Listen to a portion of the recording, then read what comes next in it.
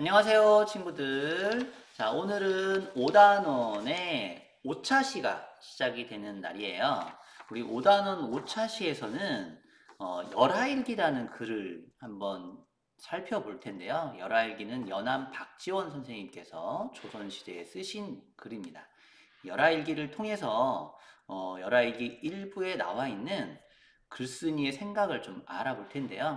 일단 열하일기와 박지원 선생님에 대한 정보를 충분히 좀 공감해 보도록 하겠습니다.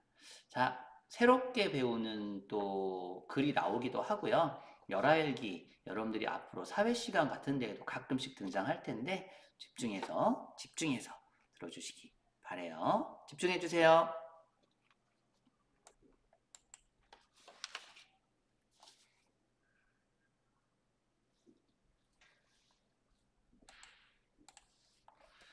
열하일기 소개라는 글이 있어요. 열하일기는 조선 후기의 실학자 연암 박지원이 중국에 다녀와서 쓴 여행기입니다. 당시 중국은 아무나 갈 수 있는 곳이 아니었습니다. 그만한 자격과 능력이 요구되었죠. 그러나 반대로 중국을 가려고 굳이 나서는 사람도 없었습니다.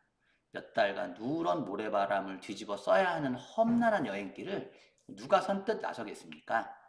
하지만 박지원은 호기심 많고 모험정신이 가득한 사람이었습니다. 중국에 갔다가 무사히 고국으로 돌아온 박지원은 3년 동안 정성을 쏟아 열하일기를 썼습니다. 자신이 느낀 바를 진솔하게 기록했기에 책 이름에 일기라는 말을 붙였습니다. 그러나 사실 열하일기는 개인의 감상을 늘어놓은 것이 아닙니다. 시대를 앞서가는 연암의 생각과 기억, 철학과 세계관을 한데 모은 지식의 저장소입니다. 라고 강민경이라는 분이 열하일기를 소개를 하셨습니다. 자, 그럼 이제 열하일기라는 글이 어떤 건지 우리가 조금 한번 살펴보도록 할 텐데 질문을 통해서 하나하나 답을 해보면서 접근해 보도록 하겠습니다. 열하일기는 어떤 글이라고 했었죠? 네, 아시겠지만 여행기였죠? 조선 정조 때 연암 박지원이 청나라를 다녀와서 쓴 여행기입니다. 청나라는 이제 지금의 중국인데 과거에는 청나라로 불리기도 했습니다. 박지원은 어떤 사람인가요? 네, 여기 글에도 나오는데 보통 이제 중국 여행 가는 거 지금의 해외 여행 뭐 우리가 잘 못 가긴 하지만 과거 조금 전에는 여행 가는 거 되게 사람들 좋아했었잖아요. 근데 과거에는 교통수단이 불편했기 때문에 굉장히 가기가 어려웠고 위험했거든요. 그럼에도 불구하고 박지원은 갔으니까 어떤 사람이라고 했었던가요? 조선 후기 실학자를 쓴 허생전이나 쓴 사람이고 되게 모험심 가득한 사람, 도전적인 사람이라고 글에 소개가 되어 있습니다. 박지원 선생님의 그 초상화입니다. 이렇게 자세히 보면 이거 사람이에요? 토끼 아니에요? 하는데 이거 사람이에요. 수염도 달리시고요. 수염이 이렇게 하얀 걸로 봐서 굉장히 또 이렇게 오랫동안 살아 계셨던 분이고 눈매로 봐서는 굉장히 날카로우면서도 뭔가 보는 눈이 있으신 분 같아요. 네, 다른 질문 또 한번 볼까요? 열하일기에는 어떤 생각이 담겨 있나요? 네, 청나라와 조선을 비교한 실학자로서의 관점이 담겨 있어요. 그래서 진솔하게 실학자로서 본 청나라의 모습을 그냥 외국이다 이렇게 해서 좀 비하해서 보는 게 아니라 있는 그대로 보려고 노력했다는 거죠. 열하일기를 쓴 기간은 얼마인가요? 네. 사실은 열하일기를 여행하시면서 쓰신 게 아니라 다녀오셔서 쓰신 거거든요. 다녀오셔서 몇 년 동안, 네, 기억나시나요? 몇 년 동안? 네. 3년 동안 쓰셨습니다. 3년 동안 하나하나 자신의 생각을 담기 위해서 노력하셨던 것 같아요. 책 이름에 일기라는 말을 붙인 까닭은, 네, 기억나시죠? 보통 일기라는 말은 이제 자신의 생각을 솔직하고 사실적으로 기록할 때 담는데 열하일기라고 붙인 이유도 연암 박지원이 자신의 느낀 바를 솔직하게 기록했기 때문에 그런 겁니다. 꾸며 쓴 게 아니고 자신의 느낌 그대로 쓴 거라서 일기라는 말을 붙인 거예요.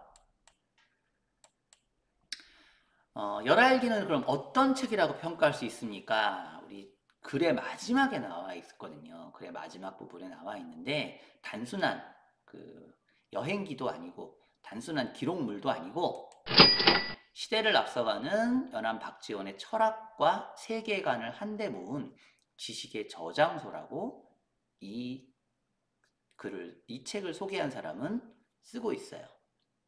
굉장한 의미를 담고 있다는 얘기겠죠? 자, 우리 이 연안 박지원에는 연안 박지원의 열화일기 속에는 여러 내용들이 담겨 있는데 그 중에 일부를 우리 교과서에서 소개를 하고 있습니다. 제목도 조금 특이한데요. 기와조각과 똥덩어리인데 사실 실제로 기와조각과 똥덩어리로 써 있는 건 아니고요. 글의 일부분을 이렇게 옮겨오면서 옮긴 글을 제목을 이렇게 붙여 본 거예요. 여러분들 한번 같이 읽어보도록 하겠습니다.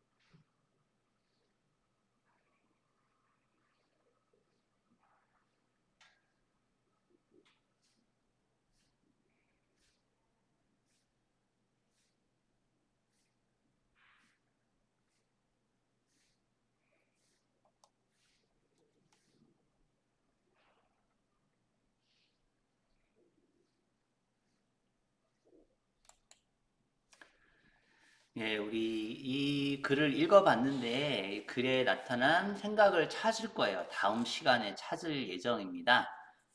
글에 나타난 생각을 찾아볼 때는 우리 지난 4차 시에서 배웠듯이 제목, 글쓴이의 생각이 담긴 표현 따위를 살펴봐야 되고요. 이 글을 쓴 사람의 말로써, 나리의 말로써 자신이 생각하고 의도하는 바를 전달했다는 거 아마 여러분들 알고 있을 거예요. 여기에 대한 자세한 내용은 우리 다음 6차 시에서 공부를 하도록 하겠습니다. 네, 오늘 활동은 교과서 226쪽, 231쪽 읽기로 마무리가 되는데 선생님과 함께 잘 읽었다면 따로 마무리하지는 않으셔도 될 것 같아요. 자, 오늘 5차 시에서는 열화일기에 대해서 우리 살펴봤습니다. 연안 박지원 선생님께서 조선 정조시대에 쓰셨던 열화일기에서 살펴봤고요. 그 열화일기의 일부 중에서 기왓장과 똥덩어리라는 부분을 읽고 우리가 그 내용을 이제 찾아 나갈 거예요. 다음 시간에 공부를 해보도록 할 테니까 잊지 마시고 함께 참여해 주세요. 자, 자, 모두 안녕.